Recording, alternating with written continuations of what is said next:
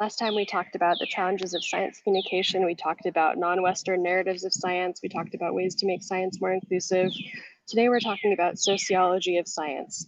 So sociology of science is the study of society. It can be loosely defined as the social aspects of science, individual level, family level, society level, or global level, about how humans are influenced by, understand, and behave within the scientific enterprise. So why should anyone care about the sociology of science? It's because science is a human activity. It's performed by people, for people, even if we don't think of it as such. It's shaped in non-obvious and obvious ways by the values and culture of society, and introspecting about how science is performed can tell you a lot about the aspect of the science itself. So these are things people in science complain about: long hours, published repairs, the same few people, often men, getting cited in papers and being famous, difficulty getting a grant, especially if you are marginalized, identity, for example, a woman in science, toxic science culture, including being harassed at conferences or judged for what you wear or how you wear your hairstyle, low pay, having to delay important life events such as having kids, or even just bad vibes. I was just talking to someone, his name is Anurag Srivastava, and he was talking about people that he got kicked out of his PhD, and then he actually started a new PhD, but he was telling me he published an article in Science, and then he actually, about getting kicked out of his PhD, and he was surprised that everyone actually contacted him and was telling him they also had this problem. So why is sociology of science important? It's because when you look at someone's resume, all you see is the accomplishments they have managed to obtain. But most people don't just live their lives to fill out their resume, because that wouldn't make sense. And some people actually leave stuff off of their resume. Like I used to leave stuff off my resume until I realized it basically means that people think I haven't done something if I leave it off my resume. So I talked to someone who a lot of people leave their science research off of their resume because they think it doesn't mesh well with the rest of their resume, but it basically just tells people that they are not scientists when in fact they are. So I think that's really terrible in a way, because people are kind of hiding their skills just because they don't have a convenient narrative. So sociology of science helps figure out what's really happening in science. It's kind of beyond your resume, beyond the lab work and accolades, because we all know and have heard of scientists that are actually truly jerks, but are brilliant and accomplished and are able to work the system and are able to be toxic and publish a lot. So we don't want that anymore. We want people to introspect on sociology of science and to break through toxic science culture and make it equitable for everyone. So here's an example of the sociology of science and why it's important. So we have a female researcher. She did her undergraduate at MIT. She spent a few years working as a research assistant. She left her PhD program and then became a science writer and journalist. So here's why this is important. So basically, this person got kicked out of grad school, and then she had 2 research projects as a graduate student. She studied brain structure, socioeconomic status, which is also another thing about sociology of science, because it's about society, because she thought that monetary rewards are frequently studied in the psychological literature. And Daniel Kahneman, who just died recently, he won the Nobel Prize for studying them. So, but they're always studied with they don't take into account socioeconomic status. So like if you're poor and someone's reward is $5, like maybe that's more inherently rewarding to you than if you're already rich and someone gives you $5. You're like, well, that's just $5. I have tons of those. So, and then another project she did was the brain structure correlates of the symptoms of post-traumatic stress disorder. And so in the early 2010s, unlike now, these research topics grounded in understanding real-world settings were not as important. It turns out that student was pursuing her PhD program to go into science policy, not become a scientist, and a PhD project didn't go as planned and it got killed. So those 2 studies, meticulously thought out, really, really relevant to the real world, were just essentially killed. So the result of this was the above research questions went completely unanswered. The student became a science writer, and no one even cared or even thought about her research for 10 years, and she finally wrote up her research after 10 years because of this.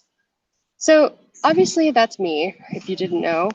So And I don't know why I left graduate school, but all I know is like I just read this thing that said when journalists are laid off, stories die. And I think when scientists exit science, science dies. And I think that in a way that's actually more sad than when journalists are leaving journalism, because you can write a story about anything and there's 9 million ways to talk about something, but research is very expensive and it requires methods that you may not know. And so if someone leaves science, that's the exiting of their research work. And sometimes it's really relevant to society, because think about like marginalized people.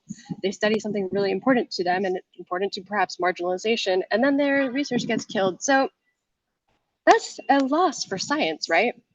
And I think if you ask anyone, they will say we shouldn't just kick people out of science, like especially based on something like that, because we don't understand things as fully, and it happens in a way where we don't even realize that these things aren't being understood as fully. So did you know sexism in science can be studied with sociology? It occurs when discrimination, prejudice, or stereotyping occurs against women.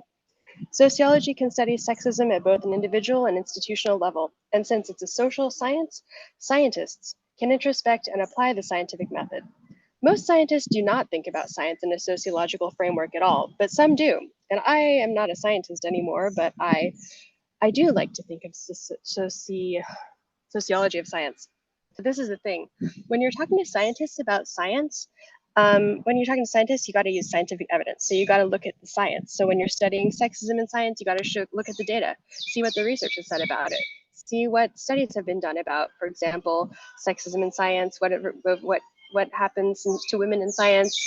I learned that their research is less cited, for example. So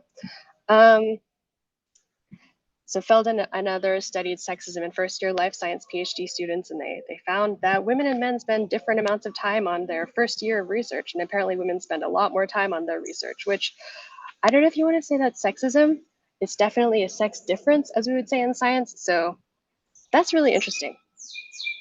So females have a greater workload than men, apparently, according to this study. I haven't done a deep dive into this study, so I don't know what it really says, but I find that really interesting, and the fact that the data says that is really, really interesting. And men are more likely to receive authorship credit per hours worked than women. Look at this graph. This graph is is very unequivocal in that. So here's a few ways that structural inequality affects women in science. Student sits down to write an essay but gets writer's block because she's scared about mean comments from her research supervisor and lab. Student knows people will make disparaging comments about her appearance and be rude at a conference, so she wears a different outfit in hopes of buffering it. Student avoids going to social events that include alcohol because she wants to avoid sketchy men, but it costs her career networking opportunities. Top science student applies to graduate programs and doesn't get in for reasons unbeknownst to her or anyone. Scientist is dropped from a project because of a subjective reason, such as they don't understand scientific rigor, which I just did a YouTube on. That was about me.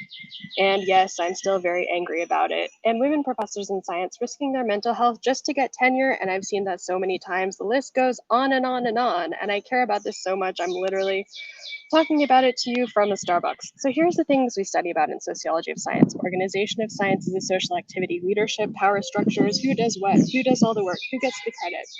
How does society affect these? Relationship between the social aspect of science and scientific construction of knowledge. How scientific work is maintained and controlled, ways individual scientists choose their research questions and seek to answer them.